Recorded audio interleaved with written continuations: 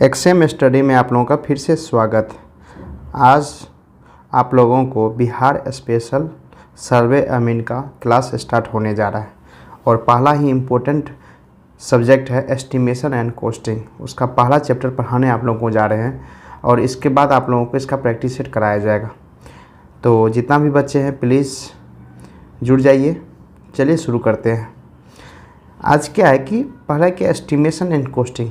अब इसका मीनिंग क्या होता है, what is meaning of estimation and what is meaning costing. तो एस्टिमेशन का मतलब होता है कि आप जब किसी भी चीज़ को कैलकुलेट करते हैं या कंप्यूटिंग करते हैं वेरियस अलग अलग क्वांटिटी। अब एज ए एग्जांपल, जैसे आप कभी मार्केट जाइएगा और मार्केट में आपको कुछ ख़रीदना है तो सबसे पहले आप क्या करते हैं, घर पे उसका आप एनालिसिस करते हैं कि हमको क्या क्या ख़रीदना है उसमें और कितना रुपया लगेगा। तो उसी चीज़ को हम एस्टिमेट कर रहे हैं कि वहाँ जाने के बाद हमको इतना रुपया लगेगा, तो उस चीज़ को आप उतना रुपया रखिएगा अपने पॉकेट में, तब वो उतना रख करके एस्टिमेट करके जाते हैं कि हमको कुछ सामान खरीदना है। इसी तरह से बिल्डिंग कंस्ट्रक्शन के लिए जब भी आप बिल्डिंग बनाते हैं तो उससे पहले क्या करते हैं कि बिल्डिंग में कितना रुपया खर्च होगा, क्या क्या इक्विपमेंट लगेगा, हर एक चीज़ का आप लोग वहाँ कंप्यूटिंग करते हैं और कैलकुलेटिंग करते हैं। तो उसी को हम एस्टिमेट करते हैं कि हाँ इतना मेरा उसमें लागत लगेगा और इतना दिन उसको कार्य करने में लगेगा, इतना मेरा मैन पावर लगेगा। हर एक चीज़ को आप कैलकुलेट करते हैं। उसके बाद आप लोग क्या करते हैं, काम स्टार्ट करते हैं। तो एस्टिमेशन का मतलब होता है it is the technique of calculating या computing the various quantity and the expected expenditure to be incurred on a particular work या प्रोजेक्ट। आप जब किसी पार्टिकुलर काम या प्रोजेक्ट कर रहे हैं उसमें कितना आप लोग को अलग अलग क्वांटिटी का एक्सपेंडिचर हो रहा है उसके बारे में हम लोग जानते हैं। चलिए आगे क्या है कि अब देखिए इसमें हम लोग को एस्टिमेशन करने का क्यों ज़रूरत पड़ा, ये आपको पता होना चाहिए ना कि एस्टिमेशन हम क्यों किए। तो उसके लिए क्या होता है कि जैसे हम लोग जब किसी भी चीज़ का एस्टिमेट करते हैं तो उसका हमको कॉस्ट ऑफ द वर्क, जो भी हम काम कर रहे हैं उसका कितना कॉस्ट पड़ेगा उसके बारे में हम लोग को जानकारी मिलता है।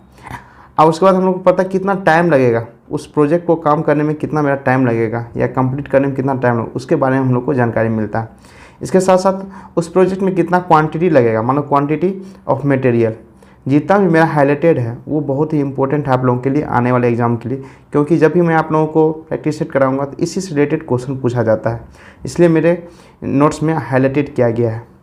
अब इसके बाद क्या है, मान लो कि आप किसी भी टेंडर ले रहे हैं तो अब टेंडर लेने से क्या होता है कि पहले आप लोग को एक एस्टीमेट देना पड़ता है कि कितना रुपया खर्च होगा। अगर वो लगता है कि उसके अनुसार कोई भी गवर्नमेंट ऑफिस में जाते हैं, किसी चीज़ का टेंडरिंग हो रहा है, तो अगर वहाँ पे आप अपना रखते हैं कि हम इतना रुपया खर्च करेंगे और इतना रुपया लागत होगा, उसको लगता है कि नहीं है हाँ सही इसका एस्टिमेशन, तो आप लोगों को क्या करता है उससे टेंडर इन्विटेशन मिलता है। तो उसके थ्रू आप इन्विटेशन दे सकते हैं टेंडरिंग का। इसके बाद कंट्रोलिंग भी कर सकते हैं एक्सपेंडिचर, जो खर्च हो रहा है उसका कितना कंट्रोलिंग हो सकता है। जैसे मान लीजिए अगर खर्च ज़्यादा हो रहा है तो कोई क्वांटिटी आप कम कर लीजिएगा, इससे आपको पता एस्टिमेशन से पता चल जाएगा कि हम क्या चीज़ हम कंट्रोलिंग कर सकते हैं खर्च होने के लिए। और इससे बहुत कुछ एवल्यूएट कर सकते हैं, एनी बेनिफिट है, बहुत ही ऐसा बेनिफिट है जिसको आप उससे एवल्यूएट कर सकते हैं कि हाँ मेरा ये बेनिफिट होने वाला है। अब इसके बाद क्या क्या इसके लिए डाटा रिक्वायरमेंट क्या क्या पड़ती है। तो डाटा रिक्वायरमेंट के लिए क्या होता है कि ड्राइंग, सबसे पहले आप लोग क्या करते हैं किसी भी चीज़ का प्लान करते हैं, प्लानिंग होता है। प्लानिंग करने के बाद आप लोग को उसका सेक्शन, एलिवेशन, लोकेशन और डायमेंशन उसका हम लोग को पता चलता है। अब इसमें हम लोग को पढ़ेंगे दो चीज़ एस्टिमेशन कॉस्टिंग में कि हम लोग किस तरह से एस्टिमेट करते हैं किसी भी प्रोजेक्ट का। सबसे पहले होता है कि इन जनरल वे में हम लोग करते हैं कि एस्टिमेट करते हैं, अप्रोक्सीमेट एस्टिमेट कर देते हैं। एक होता है डिटेल वे से कि हर एक चीज़ क्वांटिटी क्या लगेगा, प्रोपोर्शनल क्या लगेगा, वर्कमैनशिप कितना लगेगा, हर एक मेथड को हम लोग उसमें जानेंगे। तो चलिए देखते हैं क्या है। अब इसमें क्या है, रेट, एक वर्ड आता है रेट। रेट में याद रखिएगा MQ, क्या होता है MQ, इसका मतलब होता है मैन पावर, मटेरियल और मशीन। ये तीनों चीज़ जब भी हम लोग रेट करते हैं तो इसी तीनों चीज़ में हम लोग उसको निकालते हैं। आगे क्या है, टाइप ऑफ एस्टिमेट, जो भी एस्टिमेट करते हैं इससे पहले बता दिया गया है। एक अप्रोक्सीमेट एस्टिमेशन होता है, एक डिटेल एस्टिमेशन होता है। जब कोई आप प्रोजेक्ट लीजिएगा ना तो सबसे पहले आप लोग को अप्रोक्सीमेट एस्टिमेशन करना पड़ता है। उसके बाद आपको टेंडरिंग मिलता है, टेंडरिंग मिलने के बाद आप लोग क्या करते हैं उसका डिटेल एस्टिमेशन करते हैं। तो उसी में हम लोग पढ़ेंगे। तो पहला क्या है कि अप्रोक्सीमेट एस्टिमेशन में plinth area method, cubical rate method और यूनिट रेट मेथड और टिपिकल मेथड। सबसे इंपॉर्टेंट है आप लोग प्लिंथ एरिया मेथड, इसी से अधिकतर क्वेश्चन पूछा जाता है। इसी तरह से डिटेल एस्टिमेशन में क्या क्या पूछा जाता है, रिवाइज एस्टिमेट पूछा जाता है, सप्लीमेंट्री एस्टिमेट क्या होता है, फिर revise and supplementary annual repair and maintenance method होता है। चलिए इसके बाद हम लोग पढ़ेंगे अप्रोक्सीमेट मेथड में क्या क्या हम लोग पढ़ते हैं एस्टिमेशन के लिए। देखिए अप्रोक्सीमेट मेथड जो होता है एस्टिमेशन जो हम लोग पढ़ते हैं, ये क्या होता है, हम लोग एडमिनिस्ट्रेटिव सेक्शन जो होता है उसके अप्रूवल के लिए हम लोग को अप्रोक्सीमेट एस्टिमेशन पढ़ा जाता है और उसका कैलकुलेशन किया जाता है। इसमें लिखा गया ना कि ऑब्टेन्ड एडमिनिस्ट्रेटिव अप्रूवल के लिए हम लोग अप्रोक्सीमेट कैलकुलेशन करते हैं। इसका हेल्प करते हैं डिसाइडिंग द फिनंशियल प्रोजेक्ट के लिए कि हम लोग को डिसाइडिंग करते हैं कितना रुपया उसमें खर्च होगा। इसी तरह से अब देखिए प्लिंथ एरिया मेथड, यहाँ से हम लोग का क्वेश्चन पूछा जाएगा कि प्लिंथ एरिया मेथड क्या होता है। तो प्लिंथ एरिया मेथड हम किसको बोलते हैं, जिसको हम लोग अप्रोक्सीमेट कॉस्ट बोलते हैं। इसके कहने का मतलब प्लिंथ एरिया, जितना हम लोग को प्लिंथ एरिया का मतलब हो गया कि जितना भी कोई भी घर बना रहे हैं तो वॉल टू वॉल जो हम लोग कैलकुलेट करते हैं उसको हम लोग प्लिंथ एरिया बोलते हैं। तो plinth area into rate of plinth area, जो रेट प्लिंथ एरिया का है उसको हम प्लिंथ एरिया से मल्टीप्लाई कर देंगे तो हम लोग को उस प्रोजेक्ट का अप्रोक्सीमेट कॉस्ट पता चल जाएगा। अब प्लिंथ एरिया होता क्या है, इसका हम लोग डिफिनेशन जानते हैं कि प्लिंथ एरिया क्या होता है। The built up cover area of a building, जो कोई बिल्डिंग है, मानो एक मकान बना रहे हैं, उसका बिल्डअप कवर एरिया मतलब जितना वो कवर कर रहा है, टोटल एरिया ले रहा है। कहने का मतलब आप लोग को external wall to external wall और कैलकुलेट करते हैं, उसका जो एरिया हम लोग कैलकुलेट करते हैं उसी को हम लोग प्लिंथ एरिया बोलते हैं। तो यहाँ देखिए कि फिगर में दिखाया गया है कि प्लिंथ एरिया जब भी हम लोग कैलकुलेट करेंगे, ये एक्सटर्नल वॉल यहाँ से लेकर के ये लेंथ हो गया और ये आप लोग को एक्सटर्नल वॉल से एक्सटर्नल वॉल विड्थ हो गया। इसका जो एरिया होगा L इंटू बी, इसको हम लोग बोलते हैं प्लिंथ एरिया। और प्लॉट एरिया क्या होता है कि कुछ गैप, जब भी आप लोग बनाते हैं कोई भी प्रोजेक्ट मकान बना रहे हैं तो उसमें कुछ ना कुछ आप लोग क्या करते हैं, गैप रखते हैं। तो जो गैप होता है वो आप लोग का टोटल प्लॉट एरिया हो गया। लेकिन हम लोग क्या करते हैं, उस प्लॉट में से कुछ पार्ट्स ही हम लोग कोई घर बनाते हैं। जब हम लोग घर बनाते हैं तो उसका जो एक्सटीरियर वॉल होता है दोनों तरफ का, उसका लेंथ हम लोग मेजर करते हैं। इसी तरह से हम लोग चलते हैं आगे क्या है। अब प्लिंथ एरिया में हम लोग क्या क्या इंक्लूड होता है, जैसे प्लिंथ एरिया जो घर का मकान का एरिया है उसके अंदर क्या क्या होना चाहिए उसको हम लोग इंक्लूडेड करते हैं। तो यहाँ आप लोग देखिए क्वेश्चन यहाँ से बहुत इंपॉर्टेंट क्वेश्चन पूछा जाता है कि प्लिंथ एरिया में क्या क्या इंक्लूडेड होता है, क्या क्या एक्सक्लूडेड होता है। तो यहाँ पे area of wall at the floor level excluding plinth offset if any, कहने का मतलब साफ्ट फॉर सैनिटरी, ये सब आप लोग को इंक्लूडेड होगा। वाटर सप्लाई इंस्टॉलेशन, अगर ये दिया रहेगा इसका करने वाला प्लिंथ एरिया के अंदर आता है। जैसे electrical installation, fire fighting, air conditioner and lift, ये सब जितना भी होता है आप लोगों को प्लिंथ एरिया में इंक्लूडेड होता है। और स्टेयर केस, ये भी प्लिंथ एरिया के अंदर आता है। अगर पूछ दिया गया कि स्टेयर केस, क्वेश्चन पूछ दिया कि स्टेयर केस किसके अंतर्गत आता है, तो आप लोग को क्या है, प्लिंथ एरिया के अंतर्गत आता है।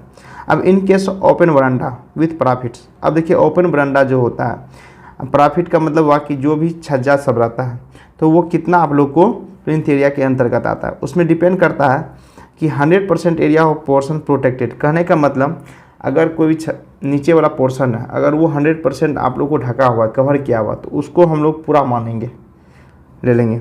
अगर मान लें कि वो 50% कवर है एरिया तो उसको अनप्रोटेक्टेड प्रोजेक्शन एबव होता है। अगर हम हो सकता है कि प्रोजेक्शन जो एबव किया हुआ है वो 50% ही, तो उतना हम बोलेंगे। इसी तरह से अगर हम लोग यहाँ पे 100% of area balcony protected by the projection above, अगर मान लीजिए कि 100% कब लेंगे, जब मेरा पूरा प्रोटेक्शन एबव किया जाएगा तो उसको 100% लेंगे। अगर अनप्रोटेक्टेड है, कहने का मतलब ऊपर से अगर प्रोटेक्टेड नहीं किया गया है फिर भी हम लोग floor area to floor area check कर रहे हैं, तो वो आप लोगों को 50% उस एरिया का लेंगे। अब इन केस ऑफ एल्कोव, जो हम लोग को कैंटिलीवर स्लैब से बनता है, उसके केस में हम लोग क्या होता है कि 50% ऑफ एल्कोव ऑफ हाइट, अगर हाइट 1 मीटर से कम है तो उसका हम 25% एल्कोव लेते हैं, उसका एरिया लेते हैं। अगर मान लीजिए 1 से 2 मीटर है तो उसको 50% हम लोग लेते हैं। जैसे ही 2 मीटर से ज़्यादा हो गया हाइट तो उसका 100% हम लोग एरिया ले लेते हैं। चलिए आगे देखते हैं क्या है। For the purpose of plinth area following should be excluded, कहने का मतलब जो भी प्लिंथ एरिया के अंतर्गत ये सब चीज़ आएंगे, जितना भी चीज़ है ये मतलब एक्सक्लूडेड होता है। उस एरिया में हम लोग इस एरिया को हम लोग इंक्लूड नहीं करते हैं प्लिंथ एरिया के अंतर्गत। कहने का मतलब प्लिंथ एरिया में जो भी चीज़ होगा, मान लो ये चीज़ जो आप लोग को अगर मिला है, जैसे एरिया ऑफ लोफ्टिंग। एरिया ऑफ लोफ्टिंग का मतलब होता है कि आप लोग बहुत पुराने घर देखे होंगे, घर के ऊपर क्या होता है, बीच में ही एक लेयर बना करके छत ढाल देता है, वहाँ पर कोई ना कोई रखता है, तो उस चीज़ को हम लोग एक्सक्लूड करते हैं, उस एरिया को हम लोग कैलकुलेट नहीं करते हैं। तो एरिया ऑफ लोफ्टेड ये बहुत ही इंपॉर्टेंट आता है कि एरिया ऑफ लोफ्टेड जो होता है कि प्लिंथ एरिया में एक्सक्लूडेड होता है कि इंक्लूडेड होता है। तो आप लोग क्या कीजिएगा, एक्सक्लूडेड होता है। ऐसा एक क्वेश्चन और आता है, कॉर्निस। जो कॉर्निस होता है उसका एरिया प्लिंथ एरिया में क्या एक्सक्लूडेड होगा कि इंक्लूडेड होगा, तो आप लोग क्या बोलिएगा, एक्सक्लूडेड होगा। टेरेस आप जब भी टेरेस का यूज़ करते हैं छत के पे, तो उसका क्या होता है, इसका कहने का मतलब वो भी आप लोग को एक्सक्लूडेड माना जाता है। ये तीन चीज़ आप एक्सक्लूडेड में याद रखिएगा कि एरिया ऑफ लोफ्टेड, कॉर्निस और टेरेस, ये तीन चीज़ प्लिंथ एरिया में एक्सक्लूडेड माना जाता है। अप्रोक्स अधिकतर क्वेश्चन इसी से पूछा जाता है। अब क्या है कि अगला कारपेट एरिया क्या होता है। अब देखिए कारपेट, ये नाम से ही सुना जाता है कारपेट। कारपेट का मतलब कारपेंटरिंग, जिस एरिया पे हम लोग कारपेंटरिंग करेंगे, जहाँ पे हम लोग काम कर सकते हैं, तो वो खुला होना चाहिए पूरा। कारपेंटरिंग का मतलब क्या है, वो पूरा खुला होना चाहिए। वो जहाँ पे हम लोग किसी भी चीज़ को बना करके वहाँ रख सकते हैं।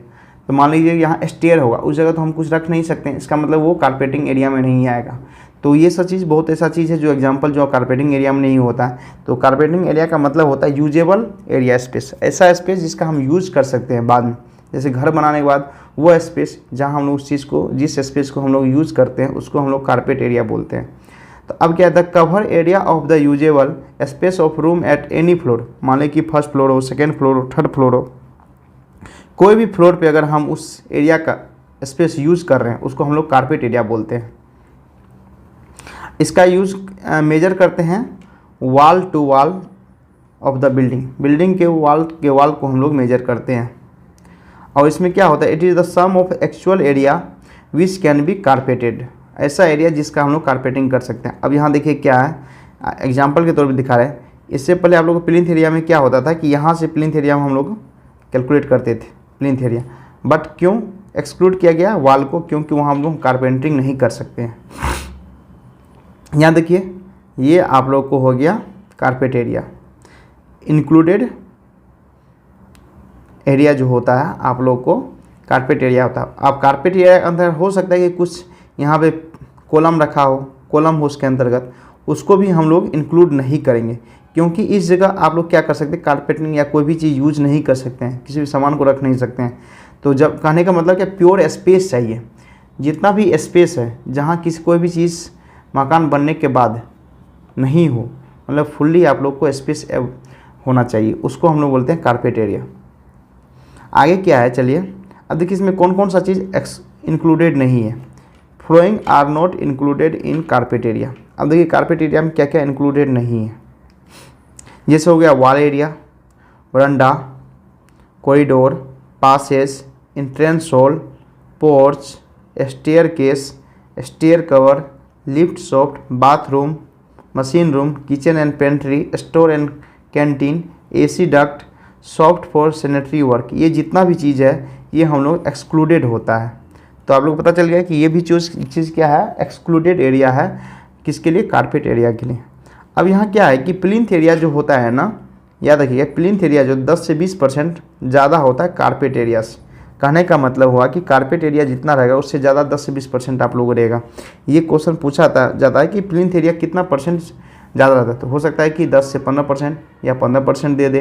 तो आप लोग क्या कीजिएगा, 10 से 20% के जो भी ऑप्शन में रहेगा उसको आप लोग मार दीजिएगा।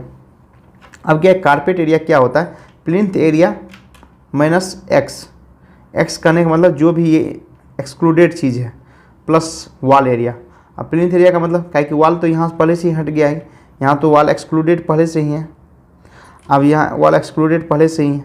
तो कहने का मतलब क्या हुआ, कारपेट एरिया क्या, पूरा प्लिंथ एरिया माइनस जो आप लोग को वॉल है, और उसके अंतर्गत कुछ ऐसा जैसे हो गया कॉलम हो गया, उसको भी एक्सक्लूड करेंगे।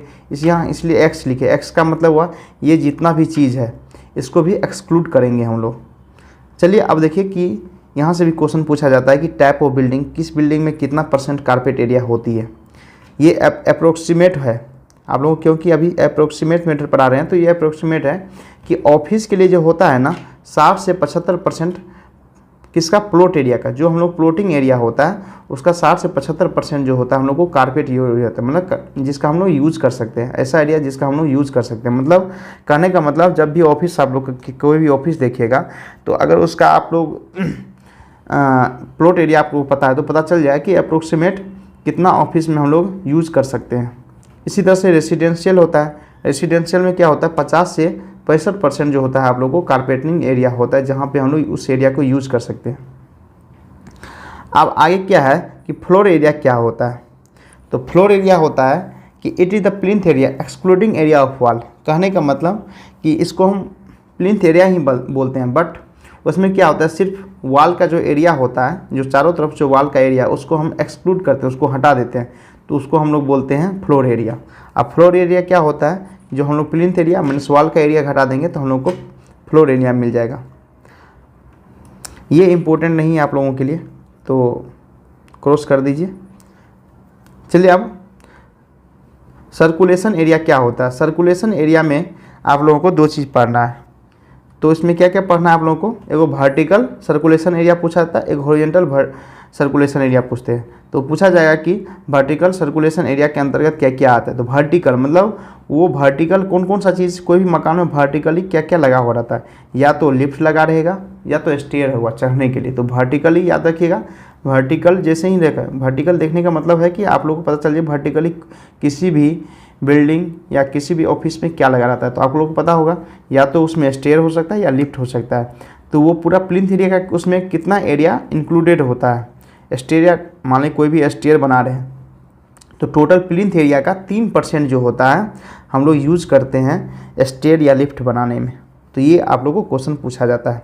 इसी तरह से हॉरिजॉन्टल सर्कुलेशन एरिया के बारे में पूछा जाता है कि कॉरिडोर या बरामदा जो भी हॉरिजॉन्टल है, जैसे कोई बरामदा हो गया जहाँ पे हम लोग स्पेस बैठ सकते हैं, तो उसको इसका कितना होता है 7%। जो भी प्लिंथ एरिया होता है उसका 7% हम लोग यूज़ करते हैं कॉरिडोर या बरामदा के लिए।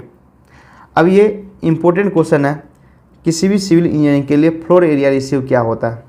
ये बहुत ही, फ्लोर एरिया रेशियो कहीं भी आप लोग को पूछ देगा कि फ्लोर एरिया रेशियो क्या होता है। फ्लोर एरिया रेशियो, अब देखिए यहाँ से इस कॉन्सेप्ट से ही पता चलता है कि इसका फ्लोर मतलब एक रेशियो है किसके साथ, एक प्लॉट, आपके पास जितना प्लॉट है और उसका कितना फ्लोरिंग एरिया। फ्लोरिंग एरिया तो आपको बता दिया गया, जो प्लिंथ एरिया होता है उसको उसमें से अगर हम वॉल के एरिया को घटा देंगे तो आप लोगों को वो फ्लोर एरिया हो जाएगा। तो क्या हुआ, जो फ्लोर एरिया हुआ, जितना भी हम लोग यूजेबल भी नहीं कर सकते हैं, यूजेबल तो आप कुछ और हो सकता है क्या, क्यों वहाँ पे फिर बहुत कुछ एक्सक्लूडेड हो जाएगा, जैसे स्टेयर हो, जैसे कुछ जितना भी वरांडा स्टेयर जितना भी टोटल चीज़ या तो आपको कॉलम वो सब चीज़ एक्सक्लूडेड हो जाएगा। तो फ्लोर एरिया क्या हुआ कि जो मेरा वॉल एक्सक्लूडेड होता है प्लिंथ एरिया से उसको हम लोग फ्लोर एरिया बोलते हैं। Floor area bye plot area, जो भी हम लोग का प्लॉटिंग एरिया होगा जितना पे हम लोग काम नहीं करें, उसके अलावा जितना आपका खुद का ज़मीन होगा उसको डिवाइड कर देंगे तो आपको फ्लोर एरिया रेशियो हो जाएगा कि फ्लोर एरिया रेशियो क्या होता है। अब देखिए एग्जांपल के तौर पे मान लीजिए फ्लोर एरिया आप लोगों का 100 स्क्वायर मीटर है और प्लॉट एरिया 2000 स्क्वायर मीटर है। कहने का मतलब आपका ज़मीन है ना 2000 स्क्वायर मीटर है, बट आप इसमें से इतना ही काम कर रहे हैं जिसमें आप लोगों को एरिया ऑफ वॉल हटा देंगे। तो अब फ्लोर एरिया रेशियो क्या हो जाएगा, 1000 डिवाइडेड बाय 2000, कहने का मतलब 0.5 हो गया। अब देखिए हो सकता है ये तो आप लोगों को फर्स्ट फ्लोर के लिए हुआ, मतलब जिसको हम लोग ग्राउंड लेवल बोलते हैं, ग्राउंड लेवल। अब मान लीजिए इफ़ एवं कंस्ट्रक्शन मान लीजिए 4 स्टोरी मतलब G+4 है, हमारे G+4 है तो वहाँ पे फ्लोर एरिया क्या होगा।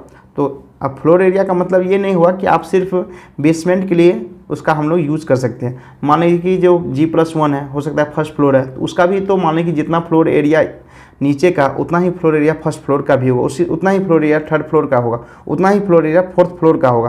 कहने का मतलब 4 से मल्टीप्लाई करेंगे, जितना भी स्टोरी होगा उतना से हम लोग फ्लोर एरिया में मल्टीप्लाई करेंगे। कहने का मतलब आप लोगों को 4000 हो जाएगा वो, और 2000 है आप लोगों को प्लॉट एरिया, क्योंकि प्लॉट एरिया तो उतना ही ज़मीन है, ज़मीन तो ज़्यादा बढ़ेगा नहीं, बट जैसे ही हम लोग मकान बनाते जाएंगे तो फ्लोर क्या होगा, फ्लोर एरिया बढ़ते जाएगा। जितना G+2 बनाएंगे तो फिर फ्लोर एरिया बढ़ेगा, G+6 बनाएंगे उसका भी फ्लोर एरिया बढ़ते जाएगा। कहने का मतलब ये 2 हुआ। आप ये मत कन्फ्यूजन में रखिएगा, फ्लोर एरिया रेशियो हमेशा क्या होता है कि 1 से कम होता है, 1 से ज़्यादा भी हो सकता है, डिपेंड करता है कि आप कितना स्टोरी बिल्डिंग बना रहे हैं। अगर मतलब ग्राउंड फ्लोर ही बना रहे हैं तब तो कोई बात ही नहीं है कि एक से कम होगा, बट जैसे ही ग्राउंड एरिया से जैसे ही बढ़ेगा, फर्स्ट फ्लोर बनाइएगा, सेकंड फ्लोर, थर्ड फ्लोर, तो आप लोगों को क्या होगा, फ्लोर एरिया एक से भी ज़्यादा हो सकता है। तो इसलिए कहा गया floor area ratio can be more than 1।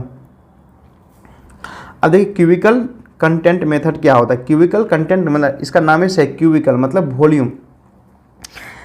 इसका कॉस्ट हम लोग वॉल्यूम के थ्रू कैलकुलेट करते हैं। तो ये कहाँ होता है, इसका यूज़ क्यूबिकल कंटेंट मेथड का जो यूज होता है हम लोग किस में करते हैं, मल्टी स्टोरेज। ये पूछ देगा कि क्यूबिकल कंटेंट मेथड कहाँ यूज करते हैं, तो याद रखिएगा मल्टी स्टोरेज बिल्डिंग, जहाँ भी मल्टी स्टोरेज बिल्डिंग होगा उस जगह हम लोग यूज़ करेंगे क्यूबिकल कंटेंट मेथड को। तो आप लोग को क्यूबिकल कंटेंट मेथड के बारे में पता चल गया कि कहाँ हम लोग यूज कर सकते हैं। इसके बाद इसका नोट्स में आप लोग याद रखिएगा क्यूबिकल कंटेंट मेथड जो होता है ना वो आप लोगों को मोस्ट एक्यूरेट होता है। Cubical content method most accurate method होता है किसके लिए, अप्रोक्सीमेट एस्टिमेशन मेथड के लिए सबसे मोस्ट एक्यूरेटेड मेथड होता है। तो आप लोग दो चीज़ क्यूबिकल कंटेंट मेथड में याद रखिएगा कि यह एक मल्टी स्टोरेज, जब भी हम लोग मल्टी स्टोरेज बिल्डिंग बनाएंगे मल्टी स्टोरेज, तो वहाँ पे हम लोग कौन सा मेथड यूज करेंगे, क्यूबिकल कंटेंट मेथड यूज करेंगे। और यह जो मेथड होता है सबसे मोस्ट एक्यूरेट मेथड होता है। तो आप लोग याद रखिए। अब यूनिट एरिया तो कुछ नहीं है, यूनिट एरिया मेथड का कहने का मतलब जो भी अलग अलग रेट होता है हर एक यूनिट का, सब यूनिट का अलग अलग रेट होता होगा, हर चीज़ को हम लोग जितना भी कैलकुलेट कर देंगे वही आप लोग को यूनिट रेट मेथड कहलाता है। जितना भी आइटम माने कि अलग, जैसे कोई बिल्डिंग बनाने में अलग अलग आइटम लगता है, तो अलग अलग आइटम का हम लोग क्या करेंगे, अलग अलग आइटम का अलग अलग रेट होता है, उसको अगर मल्टीप्लाई कर देंगे तो मेरा ओवरऑल टोटल आप लोगों को कॉस्ट पता चल जाएगा कि उस बिल्डिंग को बनाने में कितना मेरा कॉस्ट लगेगा। तो उसी को हम लोग बोलते हैं यूनिट रेट मेथड। मतलब हर एक अलग आइटम का जितना भी डिफरेंट आइटम होगा उसका अलग अलग रेट को अगर मल्टीप्लाई कर देंगे तो हम लोग को अप्रोक्सीमेट मेथड उसका कॉस्ट पता चल जाएगा। ये चीज़ नहीं पूछा जाता है कि जो टाइप ऑफ बिल्डिंग में कौन सा यूनिट होता है, तो ये सब चीज़ आप लोग देख लीजिएगा। एक होता है टाइपिकल बे मेथड। ये टाइपिकल बे मेथड जब भी हम लोग यूज़ करते हैं ये हम लोग को अधिकतर ब्रिज समय यूज़ करते हैं, क्योंकि दो स्पेन के बीच जितना भी स्पेन होता है नंबर बे, मतलब दो स्पेन के बीच का हम लोग कितना भी कॉस्ट आएगा उसको कैलकुलेट करते हैं। उसका कितना भी नंबर ऑफ बे है, मान लीजिए यहाँ पे आप लोग एग्जाम्पल जैसे दो कॉलम के बीच एक स्पेन हो गया, इस स्पेन में कितना मेरा कॉस्ट लगेगा उसको हम कैलकुलेट कर लिया। अब नंबर ऑफ बे जितना होगा उसको हम मल्टीप्लाई कर देंगे तो आप लोग को क्या होगा, अप्रोक्सीमेट कॉस्ट पता चल जाएगा कितना कॉस्ट मेरा इस किसी भी ब्रिज बनाने में। तो या इसका यूज़ हम लोग क्या करते हैं जनरली किसी ब्रिज में करते हैं। दो चीज़ें हैं, क्यूबिकल कंटेंट मेथड का यूज़ क्या होता है मल्टी स्टोरेज बिल्डिंग के लिए करते हैं, टाइपिकल बे मेथड का यूज़ हम लोग जनरली कहाँ ब्रिज में करते हैं। तो ये सब चीज़ क्वेश्चन पूछा जाता है कि जो ब्रिज में कौन सा मेथड सूटेबल होगा, तो टाइपिकल बे मेथड होगा। पूछ देगा मल्टी स्टोरेज बिल्डिंग में कौन सा मेथड सूटेबल होगा, तो आप लोग क्यूबिकल सीधे आप बोलिएगा क्यूबिकल कंटेंट मेथड यूज होता है। चलिए आगे देखते हैं क्या है। अब इसमें कुछ लमसम में परसेंटेज दिया गया है, ये आप लोगों को IISc की तरफ। तो अब लमसम क्या होता है कि किस में कितना परसेंटेज हम लोग कॉस्ट लगता है। जैसे कहने का मतलब जब आप कोई भी काम या प्रोजेक्ट स्टार्ट हो गया है उसके बाद जैसे ही प्रिपेयरिंग करने लगेंगे एस्टिमेट, तो उस जगह हो सकता है कि कुछ ना कुछ आप लोगों को कंसीडर करना पड़ता है कि जो हो सकता है कि मान लीजिए कि जो इमरजेंसी कोई पड़ गया, मान लीजिए कोई हॉस्पिटल पड़ गया, उसका भी आप लोग इंक्लूड कीजिएगा ना जब भी आप लोग प्रोजेक्ट कीजिएगा। तो फिर उसको बाद में ना उसका कैलकुलेट कीजिएगा, हाँ और रुपया लगा, वो तो टोटल कैलकुलेशन आपका पहले हो जाएगा। जब भी आप लोग साइट पे जाइएगा, साइट पे कोई भी बिल्डिंग या कोई भी स्टोरेज बनाने से पहले आप लोग हर एक चीज़ को प्रो एंड कॉन्स रखना पड़ेगा कि हाँ ये मेरा चीज़ हो सकता है। तो उसमें 5-6 ऐसा चीज़ आता है जिसका हम लोग टोटल जो कॉस्ट लगता है प्रोजेक्ट का उसमें उतना परसेंट यूज करते हैं। तो पहला क्या है, कंटीजेंसी। देखिए कंटीजेंसी मतलब देखिए ये इमरजेंसी से कुछ रिलेटेड है, तो आप लोग इसको जब याद करेंगे तरीका, कंटीजेंसी का मतलब इमरजेंसी से रिलेटेड कुछ ऐसा चीज़ होगा जिसमें हम लोग को प्रोजेक्ट कॉस्ट का लगेगा। तो कहने वाले कंटीजेंसी में कितना लगेगा, याद रखिएगा 3 से 5% इसका प्रोजेक्ट कॉस्ट, जितना भी प्रोजेक्ट कॉस्ट है उसका 3 से 5% हम लोग को कंटीजेंसी में लगता है। अब हो सकता है कंटीजेंसी में क्या होता है कि वो चीज़ यूज ना हो तो उसको रिफंड कर दिया जाता है उस रुपया को। ये सब जो भी होता है अगर उसका यूज़ नहीं कर पाते हैं तो वो प्रोजेक्ट कॉस्ट में आप लोग रिफंड या बेनिफिट के रूप में होता है। जैसे हो गया, हो सकता है जब आप लोग सीवर एक्सीडेंट हो गया, मान लीजिए कि स्पेशलिस्ट सुपरविजन सबको मंगाना पड़ गया साइट पे, हो सकता है कोई काम नहीं हो रहा हो, आप लोग हो सकता है उसका सुपर स्पेशलिस्ट जो है उसको विजिट करने के लिए बुला रहे हैं, तो उसका भी आप लोग को उसमें, क्योंकि प्रोजेक्ट में इंक्लूड होता नहीं है, तो इसीलिए हम लोग कंटीजेंसी में उस चीज़ को हम लोग रख लेते हैं कि कंटीजेंसी के तहत उसका कितना % लगेगा, तो आप वो प्रोजेक्ट कॉस्ट का 3 से 5% हम लोग कंटीजेंसी में रखते हैं। तो आप लोग पता चल गया कंटीजेंसी का मतलब इमरजेंसी। जब भी कैसे मान लीजिए कि सीवर एक्सीडेंट, ये सब क्या इमरजेंसी पर्पस हो गया। मान लीजिए हो सकता है कि आप बिल्डिंग कोई भी आप उसका कंस्ट्रक्शन कर रहे हैं, हो सकता है वहाँ पे आप लोग को नेचुरल वे से भी आ सकता है, तो वो भी हम लोग कंटीजेंसी में यूज होते हैं।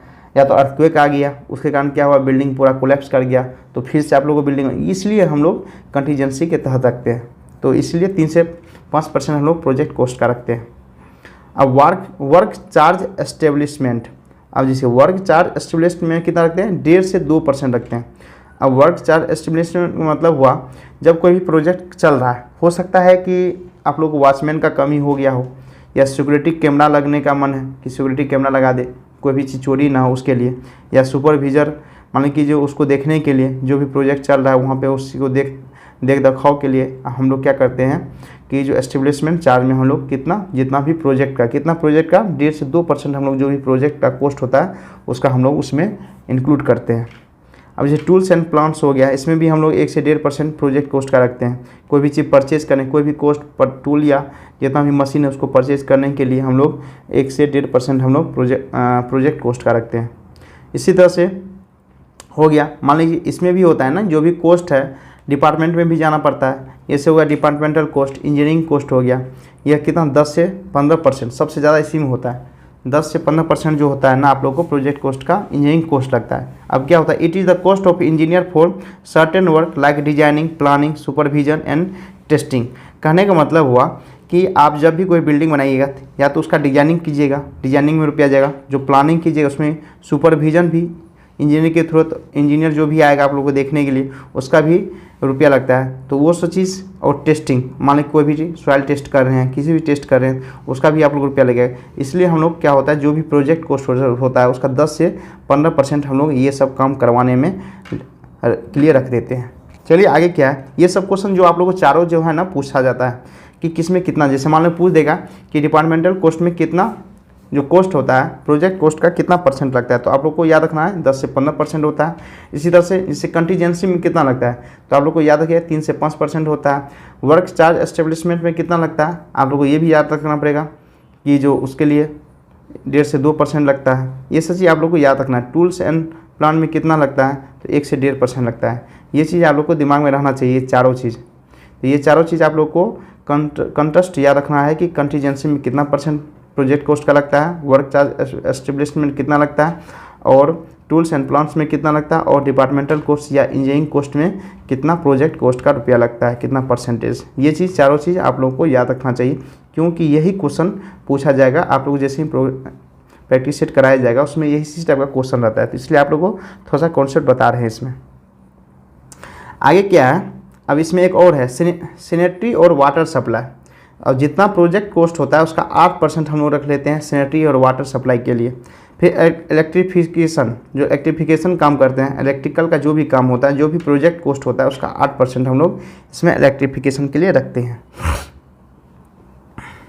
अब डिटेल एस्टिमेशन में क्या क्या होता है, डिटेल एस्टिमेशन में आप लोगों को पढ़ना है कि डिटेल एस्टिमेशन कैसे होता है। तो इसका फर्स्ट स्टेज जो होता है ना, हम लोग अलग अलग क्वांटिटी जो होता है, different quantities of item project carry out करने वाला पहला स्टेज हम लोग अलग अलग जितना भी टाइप का क्वांटिटी होगा प्रोजेक्ट का आइटम, उसको उसके बारे में हम लोग इसका जानकारी लेते हैं। सेकंड क्या करते हैं स्टेज में, cost of each item is workout, कहने का मतलब जितना भी मेरा क्वांटिटी है अब कितना उसका कॉस्ट लगा उसके बारे में हम लोग जानकारी लेते हैं। अब देखिए क्या हुआ, जो भी क्वांटिटी है मतलब आइटम का क्वांटिटी और आइटम का जो क्वांटिटी उसका कॉस्ट कितना पड़ा, वो एक हम लोग को सीट आता है, उस सीट पे हम लोग उस चीज़ को कैलकुलेट करते हैं। तो अब इसमें क्वेश्चन पूछा जाता है, सबसे इम्पोर्टेंट क्वेश्चन यही दो गो है, इस दोनों टॉपिक का सबसे इम्पोर्टेंट क्वेश्चन है कि क्वांटिटी ऑफ आइटम को किस चीज़ में हम लोग रिपोर्ट करते हैं, कि उसका नाम क्या है, मेजरमेंट सीट। जब भी हम लोग क्वांटिटी ऑफ आइटम लिखेंगे एक मेजरमेंट सीट आता है, वहाँ पे लिखा सब कुछ लिखा जाता है कि कितना लेंथ है, कितना विड्थ है, कितना हाइट है, उसका डिस्क्रिप्शन क्या, हर एक चीज़ एक मेजरमेंट शीट आता है। एक बुक की तरह होता है मेजरमेंट शीट, जिसमें हम लोग क्वांटिटी ऑफ आइटम लिखा हुआ रहता है टोटल। उसी तरह से कॉस्ट ऑफ आइटम जो रहता है एक एब्स्ट्रैक्ट शीट होता है, उस शीट में जो आइटम का जो कॉस्ट रहता है उसके बारे में लिखा हुआ रहता है। जैसे एग्जाम्पल एक फॉर्मेट के तौर पे है जैसे मेजरमेंट शीट, इसमें क्या होता है आइटम के बारे में हम लोग लिखते हैं। अब यहाँ सीरियल नंबर लिख देंगे, एक डिस्क्रिप्शन में आइटम कौन सा आइटम है उसके बारे में लिखेंगे, और आइटम नंबर क्या है वो लिखेंगे, उसका लेंथ क्या है, विड्थ क्या है, हाइट क्या है टोटल, और टोटल क्वांटिटी उस आइटम का कितना हम लोग उस प्रोजेक्ट में काम करने में लग रहा है वो लिखेंगे।